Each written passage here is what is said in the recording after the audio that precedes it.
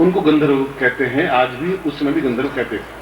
वो गंधर्व गंधमादन पर्वत है और उसकी विशेषता यह है कि उसके ऊपर जितने पेड़ हैं और हवा जब बहती है तो पेड़ों प्रत्येक पत्ते में छेद है, ऐसे ही पेड़ है वो। उन छेद के अंदर से जो हवा बहती है तो बिल्कुल एक अजीब सी स्वर लहरी निकलती है, कोई गातन जैसे बांसुरी बज रही है, बिल्कुल बांसुरी की आवाज जैसे आदमी मंत्र मुग्ध सा हो जाता है, जैसे कृष्ण कहीं खड़े खड़े बांसुरी बजा रहे हैं और आदमी बिल्कुल चित्र लिखित सा खड़ा हो जाए, वैसा ऑटोमेटिकली उस हवा के माध्यम से उस गंधर्व पहाड़ पर संगीत आज भी सुनने को मिल जाता है। और उसके पास में सरस्वती नदी बहती है और पूरे भारत में सरस्वती नदी समाप्त हो गई, केवल अब 2-3 किलोमीटर रह गई। मगर जब मैं था उसमें सरस्वती आगे जाकर अलकनंदा में मिल जाती थी और अलकनंदा ठीक बहती हुई हरिद्वार तक आती थी नीचे से।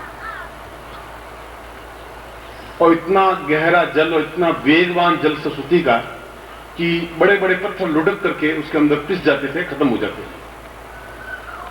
और उसमें मैं भी सन्यासी था, सन्यासी बने हुए 4-5-6 साल हो गए थे। खूब खाना पीना, दंड बैठक उठाना और कूदना, काम कुछ नहीं, चिंताएं कुछ नहीं, और बस एक ही बात कि ये सीखना है, ऐसा करना है, वहां जाना है, उनके पास जीना। और वहां पर एक गंधर्व स्वामी रहते थे, गंधर्व पहाड़ था और गंधर्व स्वामी थे और गंधेश्वरानंद उनका नाम था, मगर बड़े वृद्ध थे। मगर वृद्ध होने के बाद इनमें ताकत बहुत थी, बहुत क्षमता थी, बहुत पौरुष था। गाते थे तो मतलब उठने की हिम्मत नहीं होती थी इन लोगों की, मतलब इतना सुंदर स्वलहरी, इतनी मधुर, इतनी आनंद युक्त।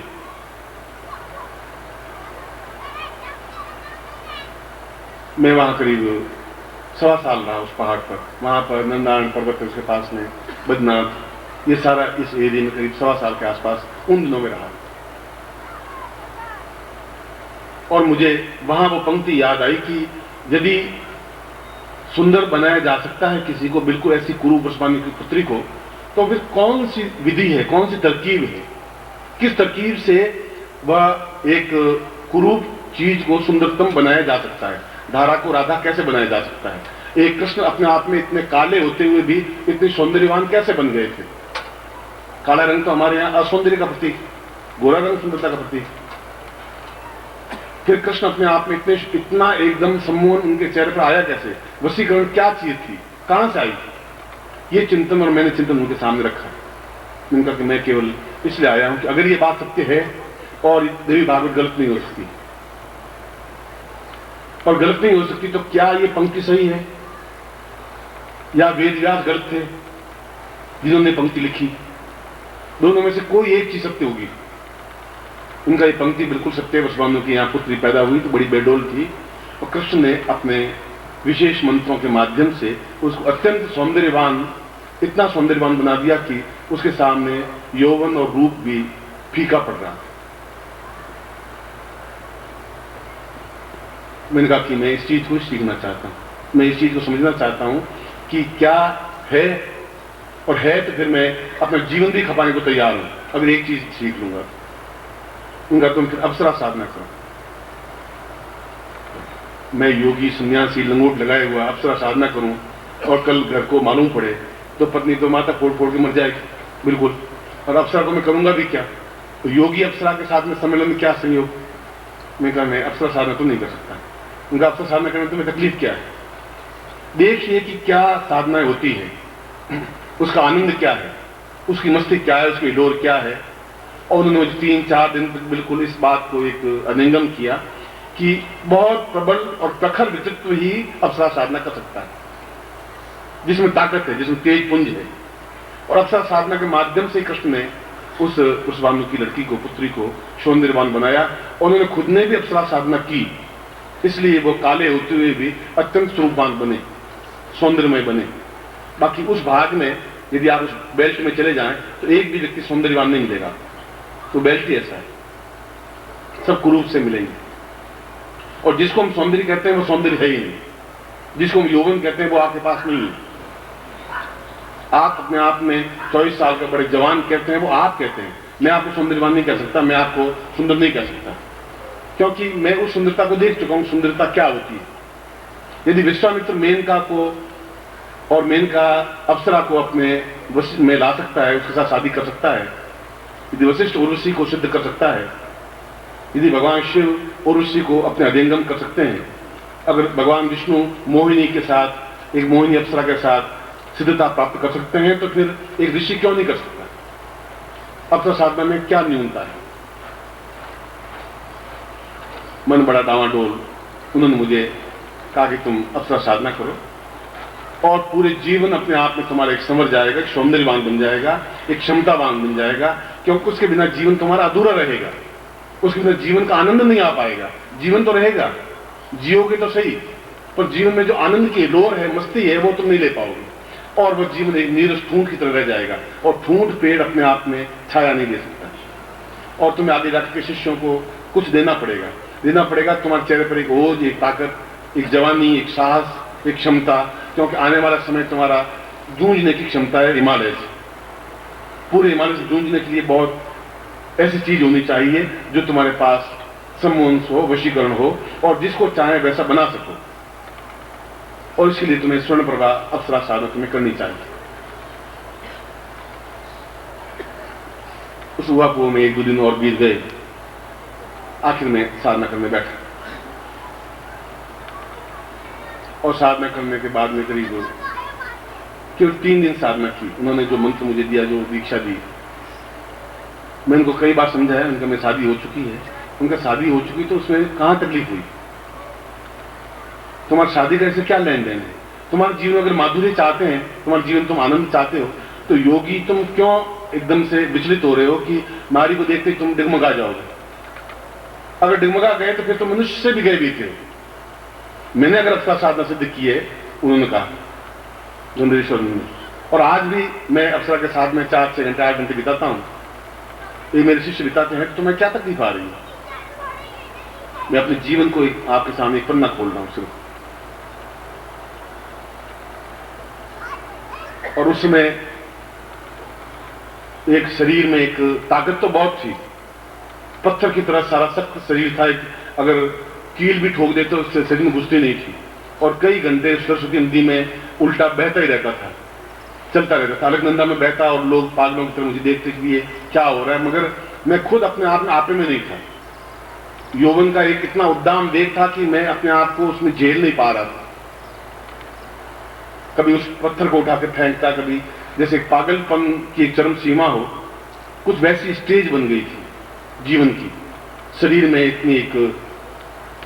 इतना वेग, उद्दाम सा आ गया था, और वह साधना बड़ी कोमल, एक स्त्रीण, एक नाजुक, दोनों का कहीं मेल नहीं था। फिर भी जब उन्होंने मुझे साधना करवाना शुरू किया, मैं साधना तो नहीं करूंगा, आप मुझे कोई ऐसी दीक्षा दे दें, कुछ ऐसा कर दें, या साधना दे तो छोटी सी साधना दे। आप मुझे 6 महीने रखना चाहें, 6 महीने आपके साथ नहीं रह पाऊंगा मैं। एक दिन में टिकता नहीं है। बहता हुआ पानी, रमता हुआ साधु ही काम का है। एक दिन टिका तो साधु गया, पानी रुका तो धारा नहीं बनेगी, तालाब बन जाए। इसलिए 6 महीने आपके साथ नहीं रह सकती।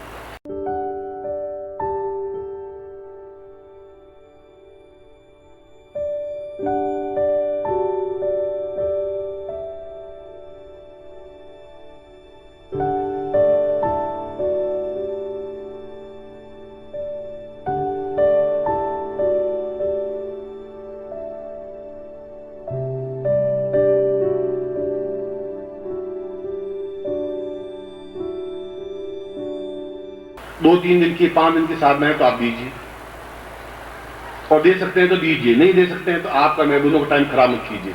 तो मुझे विश्वास नहीं है कि आपने कोई साधना सिद्ध की होगी अप्सरा, लग नहीं रहा। लग रहा है तो फिर मैं नदी में कूद रहा हूं, आप मेरे साथ कूदिए, आई, या तो आप थकेंगे या मैं थकूंगा। अब गुरु को ऐसा कहना बड़ा एक विचित्र सा खेल, वो भी 2 मिनट, उसने कहा चल मेरा, पकड़ा, हाथ झटका तो ऐसा लगा जैसे 20 फुट फेंक दिया हो।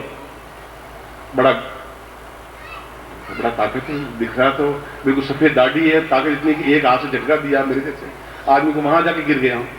उनका है दमखम तो है, चुनौती झेलने लायक है, बराबरी की टक्कर का कोई व्यक्तित्व तो है। मैं वापस आया, मैंने कहा कि एहसास है कि ये पहला एक आपके मेरे बीच में संवाद था, महसूस करना चाहता कि कुछ है। उन्होंने कहा तुम चलो नदी में चलो, पहले तुम मुझे देखना चाहते हो, चलो, और जितना मैं चाहूं उतने साथ कह दिया। और सरस्वती में तैरना क्या। चलिए नदी में कूदे, नदी करीब पहाड़ 70 फीट ऊपर, उन्होंने यहां से कूदना है। मैंने जाके देखा, यहां तो हड्डी रहेगी नहीं, क्योंकि नीचे नुकीले पत्थर है। ये साला मारना चाहता, ये 100% सही है। उन्हें क्या हुआ, मैं कूदूंगा नहीं। क्यों? मैं कहा ये तो मरना है, 100% मरना है, और मुझे घर जाना है वापस। ये क्यों वचन दे के आऊँ माँ को, मैं आऊंगा जरूर। आप मुझे यहां लाके खड़ा किया, यहां से मैं कूदूं, पहले आप कूदेंगे फिर मैं कूदूंगा। उनका तुम शिष्य हो कि कोई मेरे दुश्मन हो? मैं दुश्मन नहीं हूं, आप मैं पहले कूदने को तैयार हूं, मगर आप मुझे कह दें कूद जाइए। उनका मैं कहता हूं तुम कूद जा। मैं आराम से कूद गया नीचे, पत्थर पे लगी होगी, 1-2 जगह खून भी निकला होगा, मगर मैं मेरे साथ गुरु भी कूदे, नंजी भी कूदे, और तैरते तैरते उस 3 किलोमीटर तक विपरीत धारा में बहे। 3 किलोमीटर आप अंदाज लगाइए। 3 किलोमीटर बाद में पस्त हो गया, बिल्कुल हिम्मत जैसे आ गया। तब मैं 1 इंच भी सर नहीं सकता पानी में, और पानी का वेग इतना अधिक कि मैं बार बार लहरों से जूझ रहा हूं, बार बार बढ़ रहा हूं, और उनको ऐसा लग रहा है जैसे आनंद के साथ बह जा रहा है। मैं गुरुदेव में इसके आगे तो शायद नहीं चल पाऊंगा। उन्हें क्या हुआ तुम्हारा? तुम तो मुझे कह रहे थे कि ताकत नहीं, और मेरे सफेद दाढ़ी। हाथ पकड़ के बाहर लाए तो शरीर पूरा पस्त एकदम से, आधे घंटे तक रेत में पड़ा रहा बिल्कुल। बाबा इस गंधर्व पहाड़ पे आया, उनका अब तुम साधना करो, और मैं साधना की। साधना करने के बाद एकदम से ऐसा लगा कि मेरी एक ताकत अपने आप में 16 एक पुंज बन रही है। ऐसा लगा कि मेरे में जो कुछ न्यूनता है वे अपने आप में समाप्त हो रही हैं, अपने आप में सौंदर्य अंदर से प्रस्फुटित हो रहा है। ये बात मैं कह रहा हूं आपके अणु परिवर्तित होने की क्रिया के बाद की बात कह रहा हूं।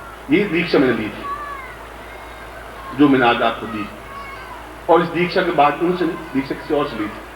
नंदनारायण पर्वत पर एक आज भी जीवित है वो। उसके बाद मैं गंधर्व पहाड़ पे गया, और मैं उस समय कपड़ा पहनता नहीं था, ऊपर एक लंगोट लगाता था, और ऊपर मृगछाला लपेट लेता था। अगर मैं गांव में जाता, बद्रीनाथ गांव में जाता कभी भिक्षा के लिए, तो मैं केवल मृगछाला लपेटता था, बाकी बिल्कुल लाल सुर्ख शरीर, और अपने आप में बहुत गर्व, बहुत गुमान, एहसास था मुझे कि मैं कुछ हूं। यौवन क्या है बात को समझता था। ठोकर मारता था और पत्थर लुढ़कते थे, इस बात को एक गर्व होता था। लहूलुहान उंगलियां होती थी तो मैं लगता था कुछ हुआ है। मगर बहुत परिवर्तन आने लगा, पूरा शरीर एकदम प्रफुल्लित होने लगा, जैसे गुलाब बंद था खिलने लगा। ऐसा लगा कि जैसे एक मस्ती, एक आलम है, एक तृप्ति है, और पूरे जीवन भर वह तृप्ति, वह आनंद, वह मस्ती, वह हिलोर वहां से मेरी प्राप्त हुई, जहां पूरा जीवन हिमालय में काटने के बाद भी मैं कभी अकेलापन एहसास नहीं किया। मगर तीसरे दिन, दीक्षा लेने के तीसरे दिन या दूसरे दिन, जब स्वर्ण प्रभा अप्सरा बिल्कुल सजी धजी अद्वितीय सुंदरी पास आके बैठी, तो मैं उच्च करके वहां जाके बैठा। तो मैं तो कभी और के पास बैठा नहीं। मैंने साला ये बिल्कुल सत्यानाश, ये गुरुजी अब वहां नहीं डुबोए तो यहां डुबो देंगे। तो वो फिर ठुमकती हुई बिल्कुल यूं जलती हुई आई, और आकर यूं आगे तुम जो कुछ बात करनी वहां बैठ के करो। मैं सन्यासी हूं, मैं संन्यास में साफ लिखा हुआ है कि आदमी एकाकी रहे, किसी का चित्रण चिंतन माइंड में आवे ही नहीं, और तुम साक्षात भूतनी की तरह मेरे पास बैठी हो, और ये बात नहीं। मुझे उन्होंने कहा कि तुमने बुलाया है, मैं आई, अब जिंदगी में आपके साथ रहूंगी। मैंने कहा कि ये एक अजीब सी बात है। मैं कहा चलो रहेंगे, मगर आप मेरे हाथ नहीं लगाओगे। क्या हाथ कैसे नहीं लगाऊंगी, मेरा अधिकार है। और ऐसा करके फिर हाथ पकड़ के फिर यूं मैं एकदम से धक्का आगे, फिर वहां जाके बैठा। अब मैं आगे आगे, वो पीछे पीछे, वो पूरा दिन साधना में ऐसे ही बीता मेरा। वो एक नवीन साधना हुई।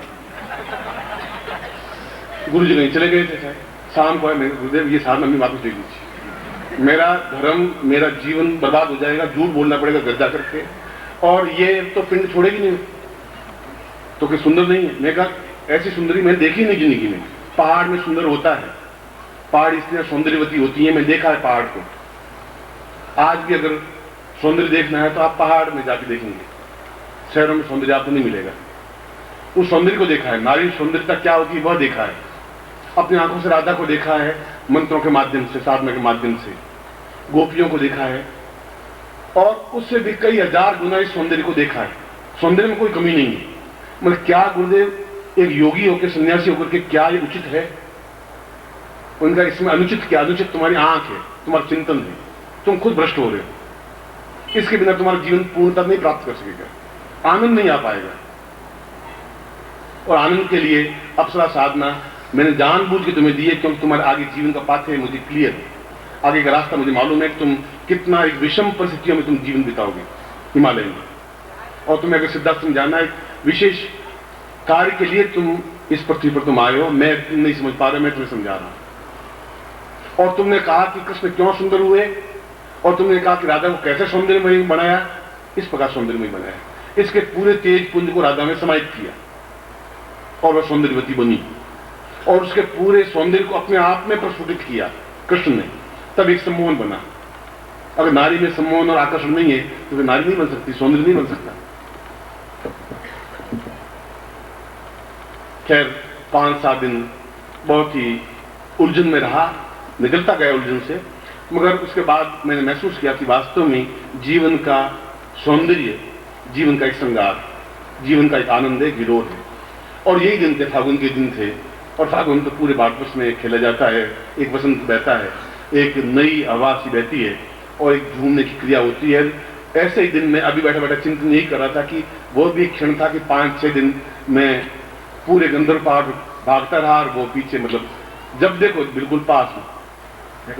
मैं साधना करना चाहता हूँ और आज्ञा मानी, तो आज्ञा सिद्ध किया है, आज्ञा मानता हूँ, तो वहां बैठो, उनको बैठूंगी पास में, दूर तो बैठूंगी नहीं, और सशरीर बैठूंगी और स्पर्श करती हुई बैठूंगी। गुरुजी ने ऐसी आज्ञा दी।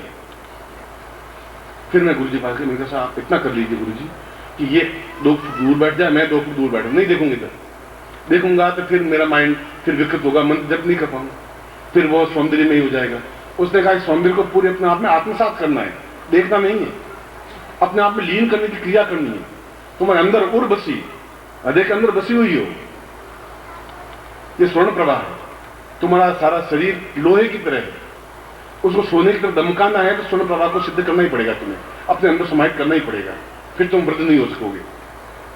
और वृद्ध शरीर होगा, तुम्हारा मन वृद्ध नहीं हो पाएगा, तुम्हारी जबान वृद्ध नहीं हो पाएगी, तुम्हारी चेतना वृद्ध नहीं हो पाएगी, तुम्हारी आंख की ज्योति वृद्ध नहीं हो पाएगी। शरीर तो अपने आप में बहुत छोटी चीज है, जिस दिन भी चाहो कायाकल्प तुम कर सकोगे, केवल इसी साधना के माध्यम से। उसमें भी यही साधना तुम्हारी काम करेगी। और कई लोग साक्षी हैं कि आज से 8 महीने पहले मैं निश्चय कर लिया था कि मैं दिल्ली छोड़ करके किसी एकांत स्थान में जाकर कायाकल्प करूंगा और वापस पूर्ण 25 साल का 30 साल का बनकर के वापस आऊंगा। ऐसा मैंने कहा भी, 1-2 शिष्यों को साथ ले जाने की निश्चय किया।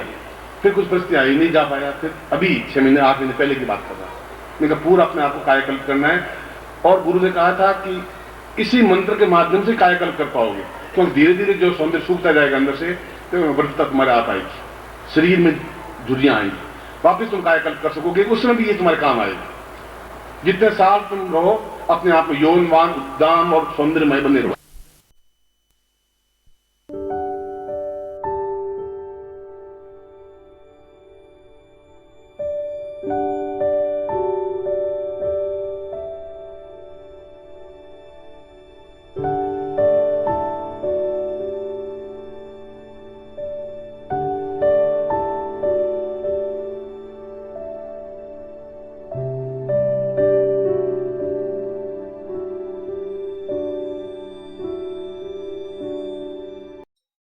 ओम परम तत्वाय नारायणाय गुरुभ्यो नमः। ओम ह्रीं मम प्राण देह रोम प्रतिरोम चैतन्य जाग्रय ह्रीं ओम नमः। ओम भूर्भुवः स्वः तत्सवितुर्वरेण्यं भर्गो देवस्य धीमहि धियो यो नः प्रचोदयात्।